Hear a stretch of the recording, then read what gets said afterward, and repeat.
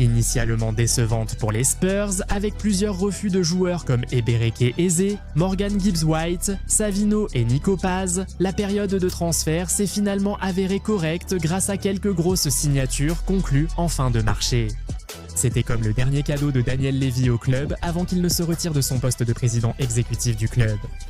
Avec toutes les affaires conclues cet été, cette équipe semble désormais redoutable.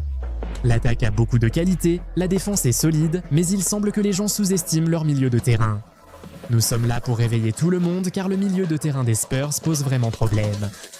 C'est fou, car ce poste, autrefois le plus faible de l'équipe, pourrait désormais devenir leur atout. Au début de la saison, les Spurs s'avèrent qu'ils seraient privés de Dejan Kulusevski et James Madison à cause des blessures, ce qui signifiait commencer sans milieu offensif. C'est pour cette raison qu'ils ont dû utiliser un milieu de terrain à 3 plats lorsqu'ils ont affronté le Paris Saint-Germain lors du match de la Supercoupe de l'UEFA. Mais ce qu'ils avaient assurément en début de saison, c'était des milieux défensifs. Ils avaient Rodrigo Bentancur et le jeune prodige polyvalent Archie Gray. Cela ne suffisait pas, alors ils ont recruté Juan Palhinha en prêt du Bayern Munich. Rappelez-vous, il avait déjà joué à Londres avec Fulham, donc l'adaptation n'a posé aucun problème. Il s'est rapidement adapté, inscrivant un but décisif contre City. Nous aurions ajouté Yves Bissouma à cette liste, mais nous pensons que Thomas Frank ne l'apprécie pas vraiment. Si tu te souviens, l'entraîneur l'a laissé en dehors de l'effectif pour la Supercoupe et a clairement dit qu'il avait pris cette décision pour des raisons disciplinaires parce que le joueur avait été en retard un peu trop souvent. Donc il est possible que l'Ivoirien soit vendu, prêté ou simplement utilisé avec parcimonie au cours de la saison. Mais même sans lui, les Spurs ont 3 options solides qui peuvent jouer à la base du milieu de terrain. Et il est intéressant de noter que Bentancur peut aussi jouer comme milieu central, donc il n'est pas obligé de choisir entre lui et Palhinha dans l'effectif, ils peuvent tous les deux jouer ensemble. Et Thomas Frank aura l'embarras du choix car Pape Matar Sarr est aussi un excellent milieu central. Excellent joueur box-to-box.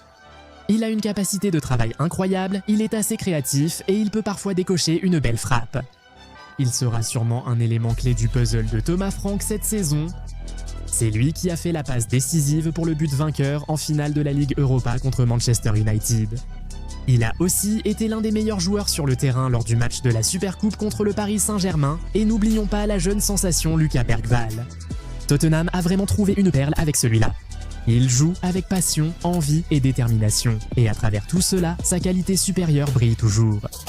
Grâce à sa polyvalence, nous sommes certains que le Suédois jouera beaucoup cette saison. Je veux dire, ce gamin peut jouer comme milieu central, milieu gauche, milieu défensif et même comme milieu offensif.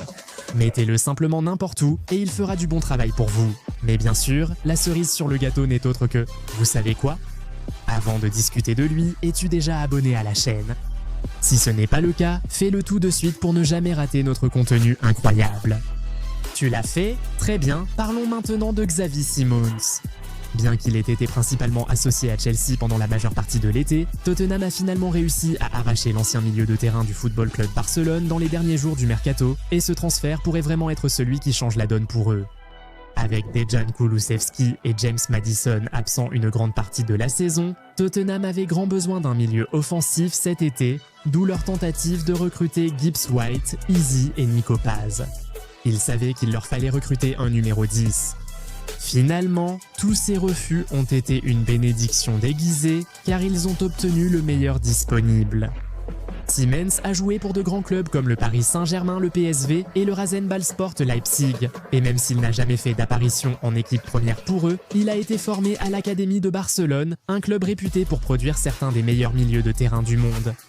Xavi Simons a gagné des trophées aux Pays-Bas, en France et en Allemagne, et détient un soulier d'or comme meilleur buteur de l'Eredivisie en 2023. Marquer le plus de buts dans un championnat en tant que milieu de terrain à seulement 20 ans montre le type de qualité dont on parle ici. Il a toute cette expérience, mais il n'a encore que 22 ans. Franchement, c'est complètement fou les gars, voilà exactement le genre de recrue qui peut élever toute l'équipe. Ce n'est pas tout, les Spurs ont aussi Mohamed Kudus, capable de jouer milieu offensif. Il a souvent joué à ce poste avec West Ham et l'Ajax. Pour être honnête, à quel poste ce gars-là ne peut-il pas jouer? Il est littéralement l'un des joueurs les plus polyvalents du championnat. La saison dernière, il a joué à 7 postes différents, y compris milieu offensif, milieu gauche et même avant-centre. Donc, si quelque chose arrive à Siemens ou si l'entraîneur veut simplement changer les choses, il peut toujours utiliser Koudas comme numéro 10 et il s'en sortira très bien. De plus, avec l'arrivée de Randal Kolo Muani en attaque le dernier jour du mercato, on s'attend à ce que Koudas joue en fait quelques matchs en tant que numéro 10 cette saison. Thomas Frank peut aligner Johnson, Kolo Muani et Solanke ou Richarlison en attaque, ce qui lui permet d'utiliser Koudas en numéro 10. Il n'est même pas obligé d'aligner Koudas ou Simons en milieu offensif. Le néerlandais est polyvalent et peut aussi évoluer comme milieu central ou gauche. On l'a déjà vu jouer ailier et faux neuf, donc l'entraîneur peut vraiment s'amuser avec lui.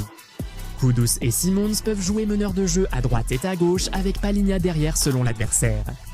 Il peut aussi placer Simons en relayeur et laisser Kudus seul en milieu offensif. Il existe de nombreuses façons de faire jouer ces deux milieux ensemble. Chelsea voulait recruter Xavi Simons et l'associer à Cole Palmer, donc Simons peut clairement coexister avec un autre numéro 10. Sa capacité à coexister sera encore plus cruciale sur la durée quand Kulusevski et Maddison reviendront de blessure. La présence de Xavi n'empêche pas d'autres milieux offensifs de jouer, ils peuvent évoluer ensemble. Tu sais, ça n'a même pas besoin d'être un milieu à 3.